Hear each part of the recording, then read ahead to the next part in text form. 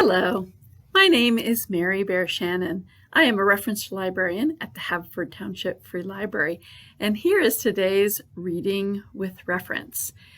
We're continuing to make some recommendations about books that are here in the library that you can check out through our curbside service. And so I wanted to talk a little bit about some of the cookbooks that we have here.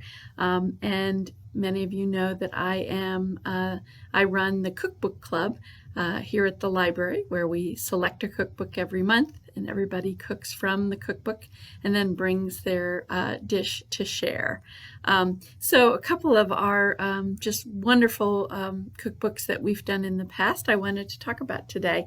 And again, they are here at the library and you can check them out. So my first book is the Sopranos Family Cookbook as compiled by Artie Busco. And this is by Artie Busco, Alan Rucker, Michelle Ciccone, and David Chase. So for those of you who are not familiar with The Sopranos, the author, Artie Busco, is the fictional author, is Tony's childhood best friend, and the owner of Vesuvio in the show The Sopranos. It's a local red sauce place where Tony and his fellow mobsters congregate after hours. And he's the perfect name to put on the cover, but so many other characters could have fit the bill from The Sopranos. So in The Sopranos, food is ever present and visceral, from Carmela's signature lasagna to fellow mob wife Karen Bucari's baked ziti, and the ice cream sundaes that Tony shares with his son AJ after a long day. When Tony is not feasting on pasta at Vesuvio, he's devouring sandwiches at Satrale's pork store or raiding the fridge for leftovers of Carmela's stuffed shells. So I have to admit, I have never watched The Sopranos. We did this cookbook at the recommendation of one of our members, and it was amazing. Normally, the group does not like what I would call gimmicky cookbooks because the recipes are not usually well edited, which means they don't always come out the way they say they're going to come out. But this book was definitely an exception. All the recipes were amazing, and they turned out great. It was really one of our best meetings of the Cookbook Club, and everybody raved about this cookbook in terms of the quality of the recipes and how well they were tested.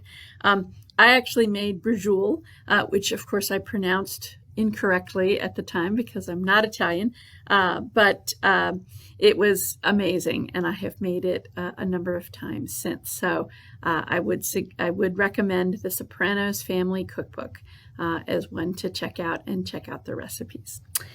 The next cookbook, which the Cookbook Club has done in the past, is Barefoot in Paris by Ina Garten.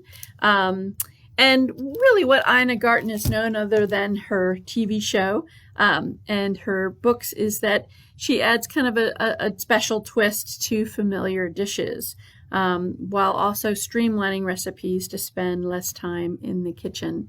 And I think that, most of us know in terms of French cooking, Julia Child and Mastering the Art of French Cooking is a great cookbook, but there are, the recipes can be a little difficult.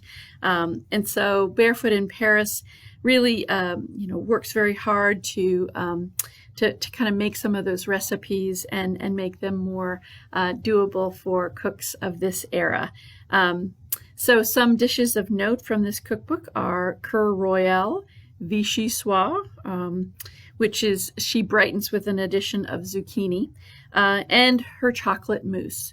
All of these dishes are really true to their French roots or their Parisian roots, which is really Ina Garten's one of her most favorite places. She really does have a love affair with French cooking and with France. I own this cookbook. I liked it so much using it for the cookbook club that I actually purchased it. And the two recipes that I particularly like are the beef bourguignon, which again is kind of an adaptation from Julia Child's recipe to make it a little bit more user-friendly for today's cooks. The other recipe I like to use a lot and do a lot is chicken with 40 cloves of garlic, which sounds like a lot, but once you cook them, the garlic is much more mellow and it really makes the dish. So I would highly recommend Barefoot in Paris for someone who loves French food. And then last, we did this last year, Aloha Kitchen by Alana Kaiser. I've actually talked about this at Book Bites, but I think it's definitely worth repeating. We did this last fall, and with people having a desire to do Hawaiian recipes. Kaiser, what's interesting about this cookbook is that she talks about the history of the ethnic groups that immigrated to Hawaii, and really how they influenced Hawaiian cooking. Some of the different cultures include, Chinese, Japanese, Portuguese, Korean, Filipino, and then really Western European.